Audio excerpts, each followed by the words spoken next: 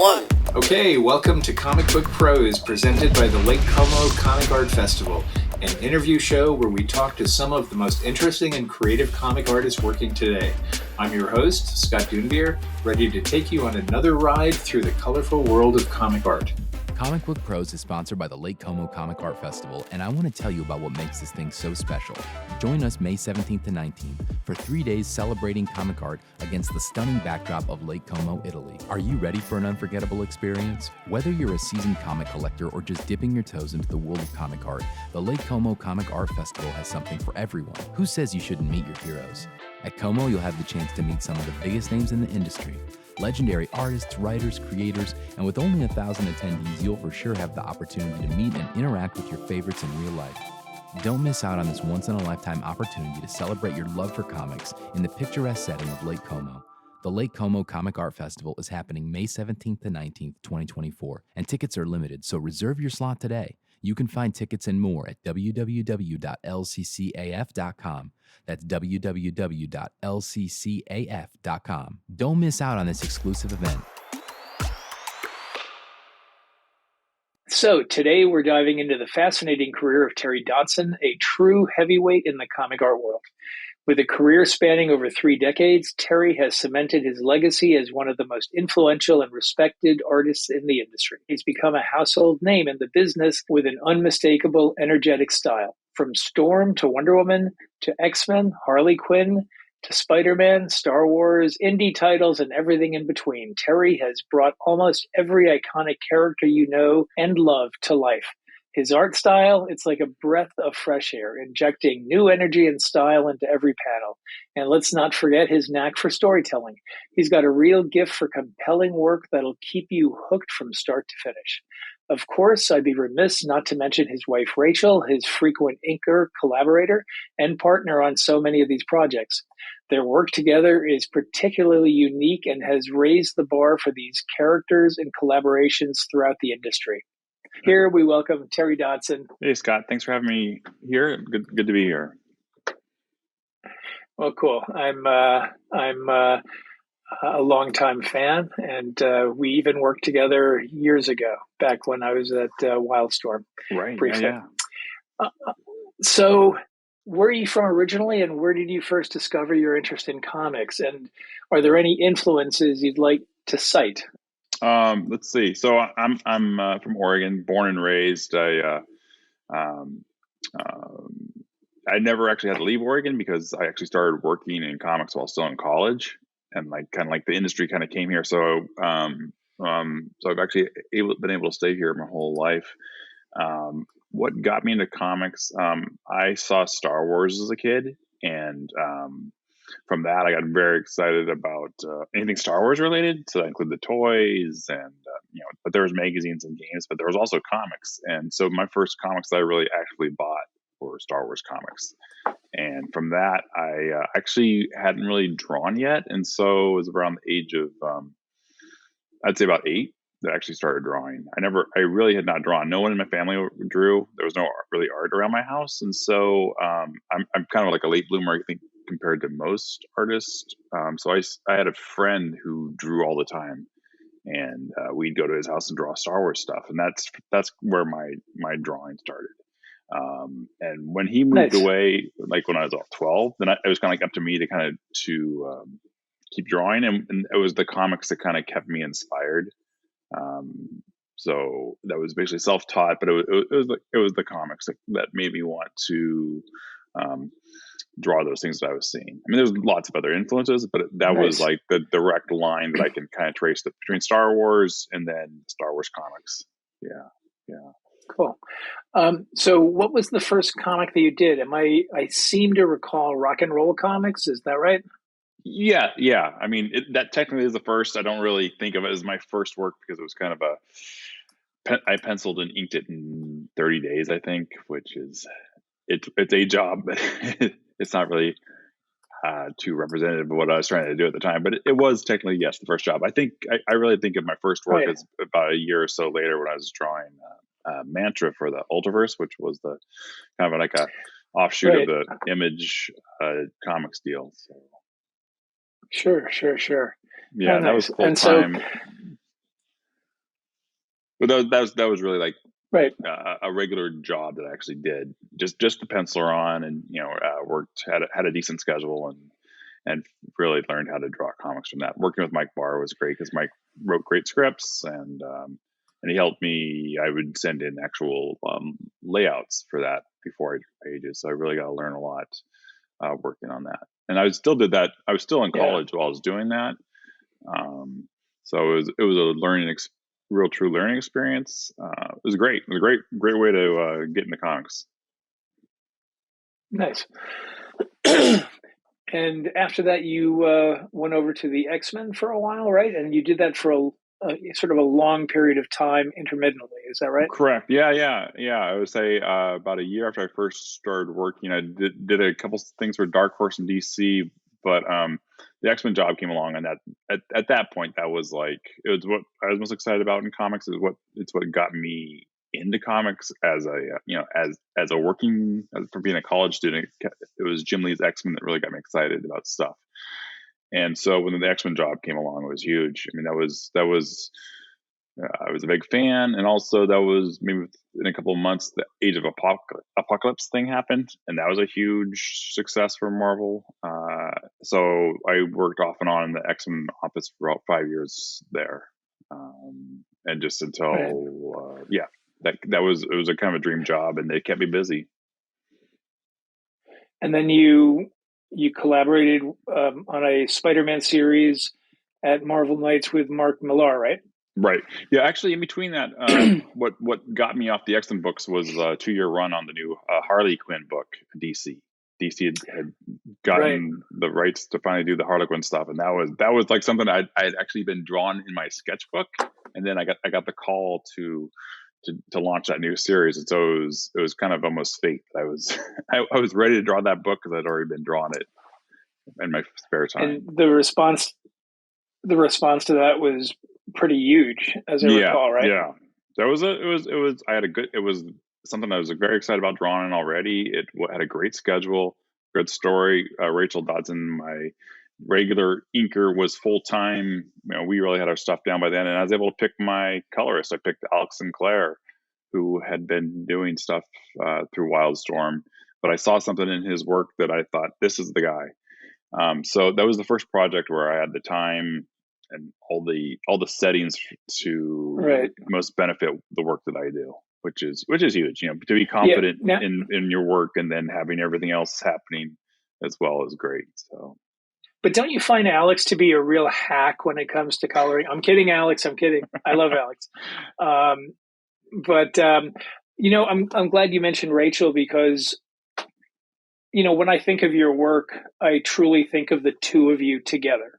Because she has such a very delicate, beautiful line, and I think that she really enhances your work.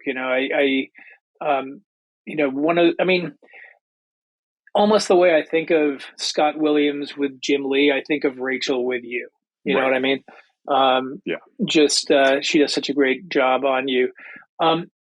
And I wanted to mention the Kickstarter that you guys have going on right now. I think it's fully funded. It's close to maybe over $100,000 now, and that's an art book of your work and with Rachel, right? Correct. Yeah. Actually, so it's funny. It's I've been doing my own since I've always drawn in my sketchbook and drawn my own stuff in my sketchbook. I've been doing my own art collections for over 20 years now. I've always been able to use stuff that Rachel wasn't involved with, because I just had so much stuff of my own to use.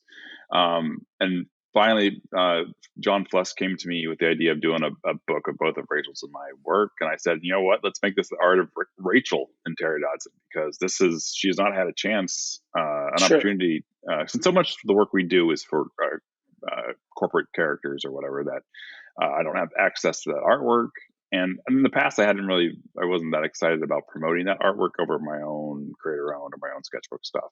But it's an amazing opportunity to see Rachel's pages as you would see them in real life, because something I don't think people really realize is how gorgeous the inks look in person, or how good the original artwork looks. And so this book's a 180-page book, and most of the images will have the pencils, Rachel's inks, and then the colors that I do over the top. So you get like a page of each one of those things, and a lot of detailed shots. It's just it's a real That's great. nice way to show off what we do up close, and especially Rachel's inking work, because what she does is so detailed and so precise, and I think it has to be seen to be believed. So this book is just the best format for that. Good. And, John Flesk does such great books. I mean, the one that comes to mind to me personally is the Franklin Booth book that he did, which is just a treasure. Yeah, fantastic stuff. He it's so funny. He had been a fan of my artwork before I met him, but when he had done the Franklin Booth book, which was his very first book that he had done, the original one of those, I had bought that because I had been a Franklin Booth fan. I wanted that book, and so from that meeting up, we determined that we were fans of each other's stuff, and I guess it's like 2008, and we determined to work together. So John did like one of my first sketchbooks, like in 2011, 2012.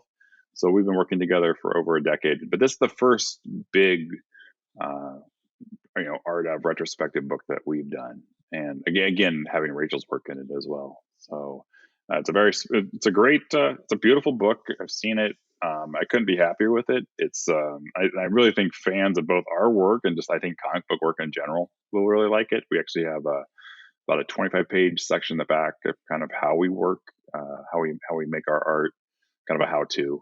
I think, which is nice for people to see. Since I color everything, we the whole stage of doing the artwork is shown. So it's cool. Right.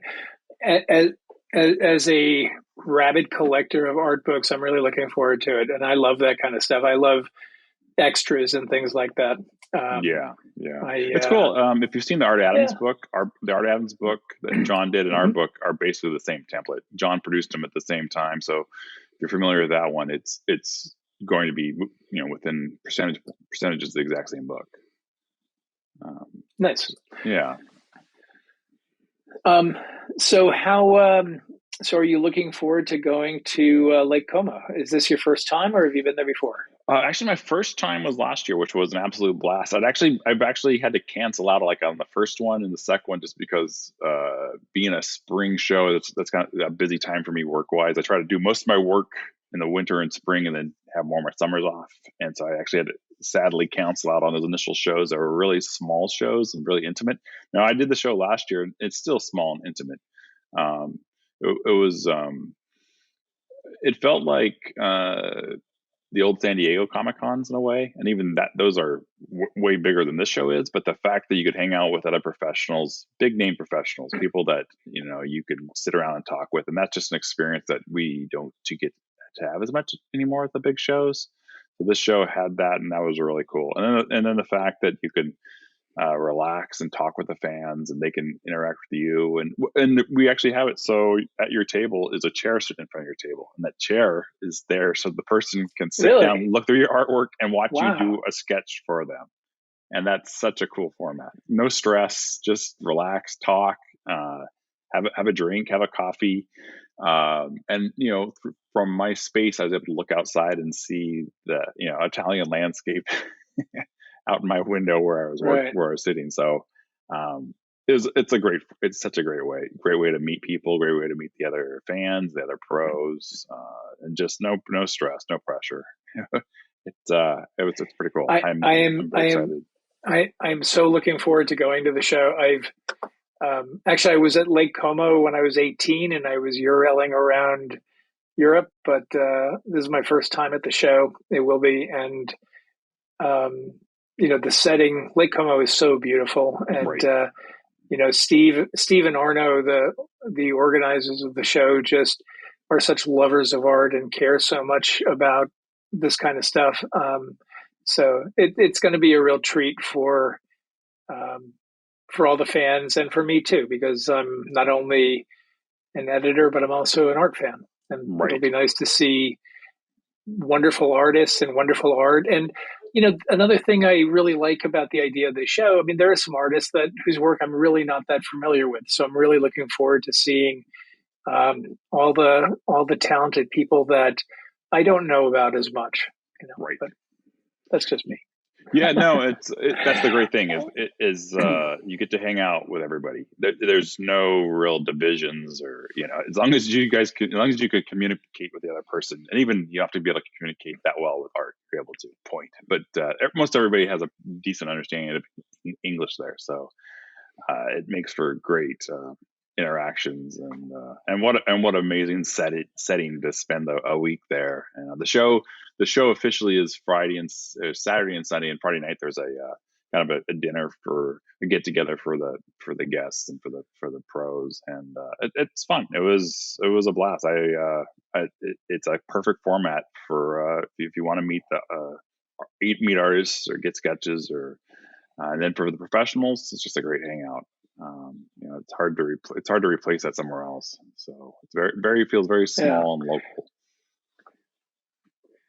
I believe that it's under 1,000 people who attend the show besides the artists, which is, just so, as you said, informal, and um, it just sounds wonderful. It sounds like my dream show. Yeah, Um, yeah, but anyway, before we wrap it up, so Terry, before we wrap it up, two things. One, I'd like you to tell us anything that you're excited about that's coming up for you.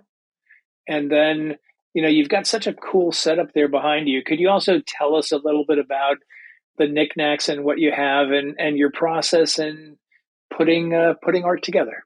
yeah. Sure. So I have my hands full work wise. My day job is technically as lead design, character concept design on a video game.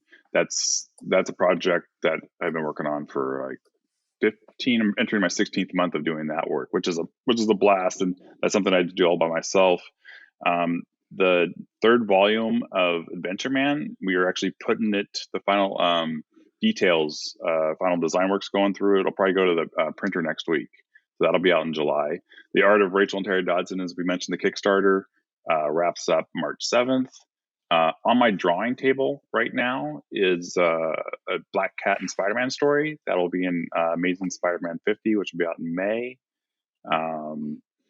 And I have another creator-owned book that'll be starting in about a month. And I'm doing regular covers for Marvel and DC, so I'm really busy. The video game job, I think I'll be done with that in April, so I'll be able to focus a little bit more on my comic stuff. But I've been very happy and very fortunate to be doing all that fun stuff. And so a bunch of things coming out, and a bunch of stuff that I'm working on. But in my studio now, Nice. behind me is my drawing table, which I've had since I don't know, it's 20 years at least. I like to draw at a steep incline, probably 60 degrees or so, just so I can see the tape, see the artwork. It's almost like being able to stand up at a canvas. I was taught, all my art training is formal through figure drawing and figure painting, where I was taught to stand at a canvas. So that's where I work. I got if you can see it, my iPad has my script and has all my reference materials right there on my desk. On over this side is a small bookcase with most of the stuff I use for reference. I have a bunch of toys and a bunch of shapes, things which are all cool looking, but I actually really like, since I was taught to draw from life, I really like to be able to look at three-dimensional forms in space as I'm drawing. I mean, I can draw the stuff out of my head, but it's really nice to be able to correct things, or more importantly, be able to light up a face or light up a shot. Since I color my own work, it's really important for me to know what something looks like. To my left, off camera, is Rachel's drawing area, and my room there's tons of books up here, and I'm sitting at my standing table, which is where my drawing tablet is, and my computer is, where I scan in all the artwork that Rachel does here, and then I clean and I color all my pages here and do all the design work, and then I do all my video game work here. So I'm actually able to kind of spin around and do all my work in one area. So like a whole comic book factory, just like right here in my room. So in our studio space. Sounds like a great place to work. Yeah. No, it's very comfortable. It's very comfortable. They have nice windows to look outside, get a nice view. So something to let my eyes relax and look at something besides what I'm drawing or what I'm coloring. So cool. Well, before we wrap it up, is there anything else you'd like to add? No, I'm looking forward to. I got my first convention of the year coming up in Seattle in 10 days, and then next show after that will be Lake Como, and then San Diego in July. So, looking forward to showing people what I've been doing, and especially having all these books coming out that I'm really proud of the work that we did in them, but then actually the actual books themselves, how good the products themselves are going to look. I have one question. With the Kickstarter, it's a crowdfunding book, but will you also have copies at San Diego, for instance, for people to buy? Yeah, we actually we plan on printing extras so the books can actually get out. The Kickstarter allows us to fund the books getting out to the public afterwards. Once the Kickstarter is done, there'll be enough money and to print enough books to make sure they're available, because it's too nice of a book just to have limited to that number. We hope to have it out through bookstores and whatever eventually. John has a lot of access to distribution and stuff. So yeah, well, good. I'm glad to hear that, because books like that should get out to the general public, because so many people miss crowdfunded books. Right. Exactly. Exactly. Yeah. Anyway. Yeah, John. I was just going to say, a good book. A good place to buy books from, even from him too. So he has he's a publishing house now. Yeah, and does an excellent job. He looking at his books keeps me on my toes for my books, for sure. Right. Yeah. Anyway, cool. Anyway, we need to wrap this up, but thank you very much for taking the time, and I look forward to seeing you and hopefully Rachel at Lake Como. Okay, cool. Thanks, Scott. Thanks for doing this. I had a good time. Hope to see you there as well. It'll be awesome. All right. Sounds good. All right. Bye-bye.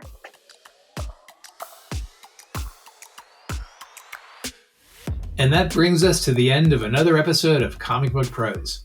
A big thank you to Terry Dodson for gracing us with his presence and sharing his remarkable insights into the world of comic art. For more of Terry's stunning work, be sure to check out his website, www.terrydodsonart.com, or follow him on social media at Terry Dodson Art. I'm Scott Dunbier, and as always, it's been an absolute pleasure guiding you through the colorful world of comic art. Comic Book Pros is produced by Rami and Remzi Atasi. The show is edited and mixed by Mason Bendetti.